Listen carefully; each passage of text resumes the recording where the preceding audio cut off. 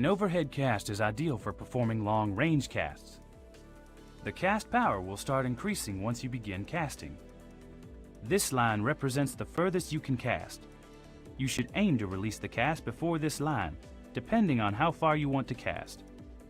When you apply too much power to your cast, the power meter will go red. This will affect your casting distance and accuracy. This will start reeling in your line. While fishing, you can increase or decrease the rate your line is reeled in by adjusting your reel speed. When you get a bite on a lure or float rig, you need to set the hook to ensure the fish cannot escape.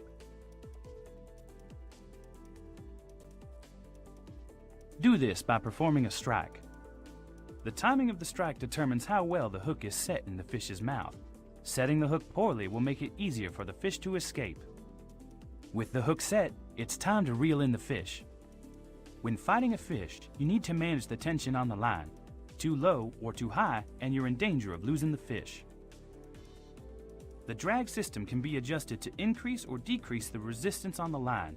If you set the drag system to its maximum, the fish won't be able to pull line from the reel at all, but this will put more tension on your line. If you set it to its lowest setting, the fish will pull line out easily and swim further away. This will put less tension on your line. Keep the pressure on, and eventually the fish will tire out, making it easier to reel in. You can also increase or release pressure as well as guide the fish by moving the rod while reeling.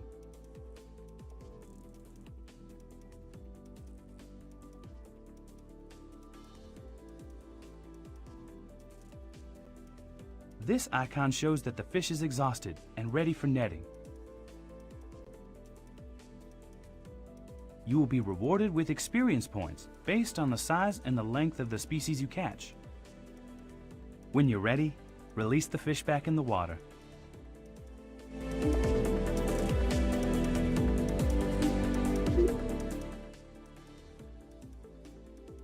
If you claim a peg, you will be allowed to fish with 3 rods at the same time. Release the bail arm and hold the line when you are ready to start casting using total casting. But remember to keep the line held or the bait will drop. When you're ready to cast, draw the rod back over your shoulder while keeping the line held. In one quick, compact movement, bring the rod forward and release the line.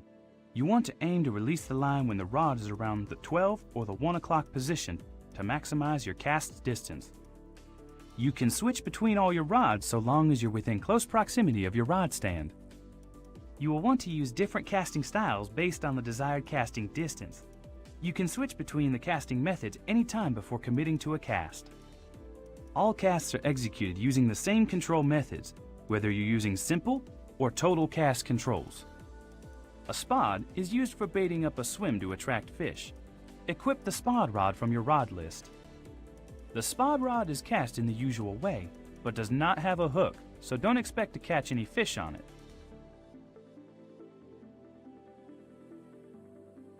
For greater accuracy when casting, put your finger on the line or move the rod mid-flat to aim for a more precise area.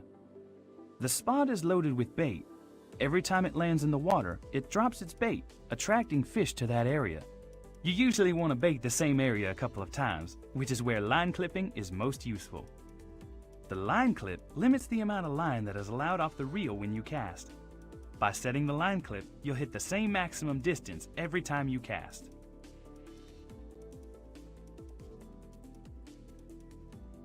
To increase the chance of getting a bite, you want to aim to bait the same area around other rigs you have cast into the water.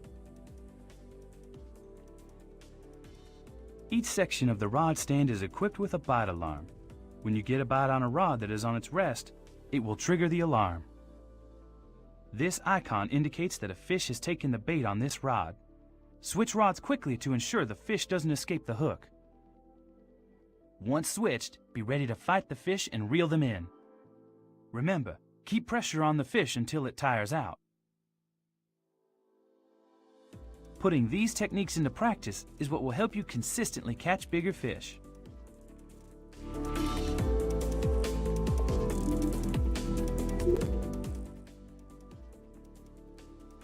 If you are currently holding a rod, you can cast from any location near the water. When you cast out a float rig, a float indicator will become visible. The indicator shows the float's movements while in the water. Pay close attention as it will indicate when a fish has taken the bait. When the float icon begins twitching, it indicates that a fish is nibbling your bait.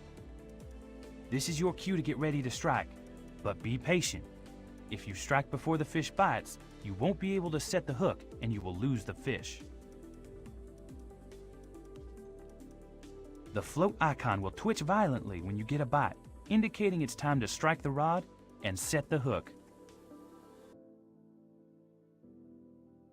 The quality of your strike is determined by its swiftness, direction of the strike action, and the timing after the fish bites. The better the strike quality, the less chance you have of losing the fish. With the hook set, it's time to fight the fish. Observation and timing are crucial for catching fish on a float rig. So remain vigilant and you will consistently be netting fish.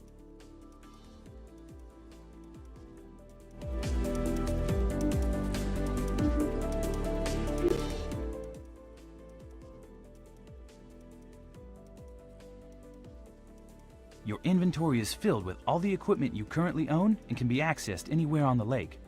A preset tackle box is comprised of 3 rods, and you can switch between saved tackle boxes or change an individual aspect of a rod setup. Select any equipment category which you desire to change. Each category is comprised of all compatible equipment options. Rods have dependencies with other equipment based on fishing style, so changing to certain rods will also change the dependent equipment. Each piece of equipment has its own unique stats. It's important to be aware of these stats to fish with the equipment effectively. 2 of the most important things to consider when selecting a lure are the depth and retrieval statistics. All rods will be reeled in when making tackle box changes, so ensure you're not at risk of losing a bite. When you cast out, the lure indicator will become visible. The retrieval is the type of action you perform to make a lure move through the water, but it's how you move the lure that can increase your chances of getting bites. The text will show what type of retrieve you are currently performing, and the indicator will change color to represent the effectiveness of your retrieve. Red indicates the least effective, and green the most optimal. The quality of your retrieval motion will affect your chances of hooking fish. The depth indicator shows the relative position of the lure in the water. Based on the lure stats, the crankbait is more effective at attracting fish while under a constant or stop-and-go retrieve. A constant retrieve is performed by constantly reeling in. How fast this crankbait is reeled in will impact the depth it dives to. Depth and retrieve quality are displayed and updated in real time based on your reel speed and rod movements. If you want to retrieve at lower depths, try increasing your reel speed. You're not going to get a bite on every retrieve, but to increase those chances, you want to keep casting out and retrieving. The longer your lure is in the water, the better chances you have of attracting a bite. This crankbait is effective at using a stop-and-go retrieve. To perform a stop-and-go retrieval, reel in at a moderate speed and then stop briefly before reeling in again, then repeat. The lure indicator will provide feedback between multiple retrieves.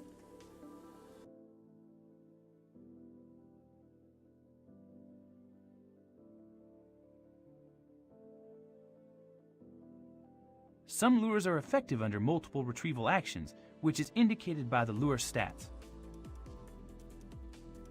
Based on the lure stats, this popper is a topwater lure and is most effective at attracting fish while under a twitch or a stop-and-go retrieve. Topwater lures will always skim across the top of the water, but how they vibrate on the water surface is what makes them irresistible to a fish. To perform a twitch retrieve, you want to reel your line in slowly, whilst making quick, successive twitches of your rod tip in the desired direction, followed by a pause. The splashes mimic a distressed bait fish which the bass prey on, usually on the pause between twitches. This is a more technical retrieval method that is going to take some practice. The line tension will violently spike when you get a bite, indicating it's time to strike the rod and set the hook.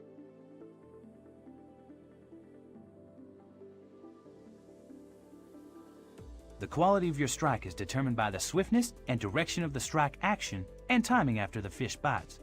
The better the strike quality, the less chance you have of losing the fish. With the hook set, it's time to fight the fish.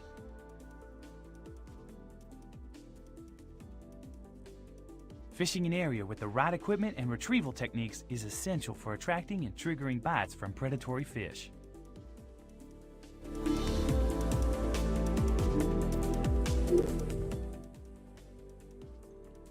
For larger lakes, a bass boat will be your main means of transport for navigating the lake.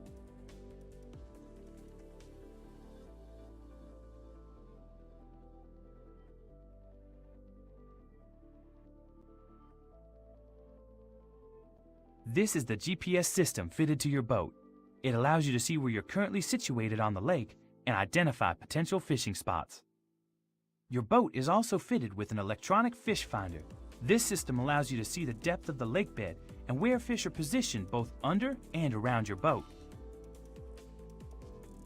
The line at the bottom shows the depth and contour of the lake bed you're traveling over, and the fish icons show a fish's location and depth.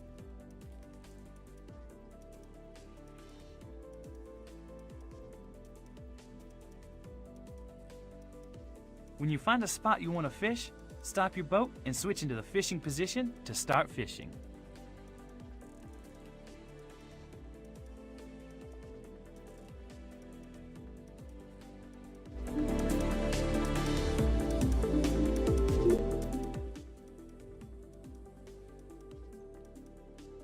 When fishing for carp, you should take your time and be observant of the water. Looking for fish tails, such as bubbles rising to the surface, or fish jumping out of the water. This will help identify areas you want to target. When there are no visible indications of carp being present, you want to target areas carp will inhabit or patrol, not all of which can be seen above the water.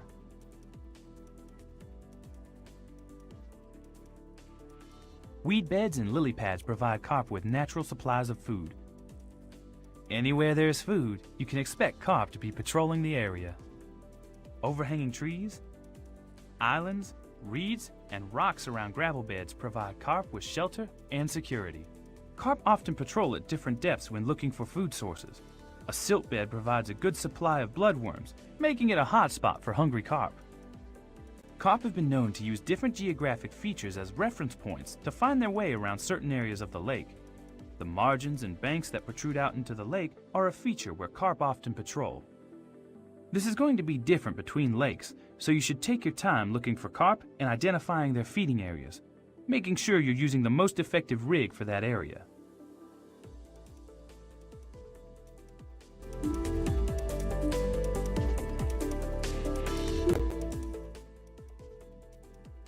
Hunting for bass, you first want to locate structures. Structures are physical aspects shaped by the environment such as drop-offs, creek channels, flats, humps, and points that can normally be found in changes of depth or shape of the lake bed.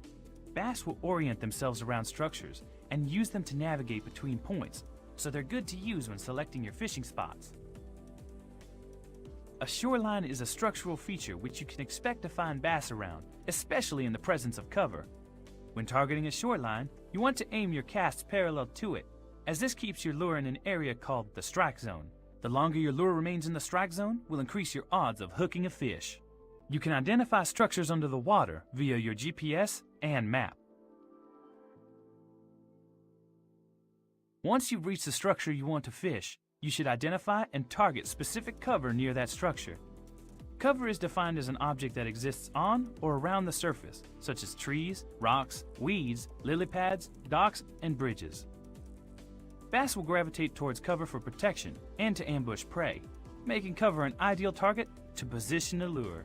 Having such a large body of water to target fish, you will need to narrow your focus for choosing where to fish. By being observant of structure and cover on and around the lake, you'll be able to identify populated fishing spots across different lakes.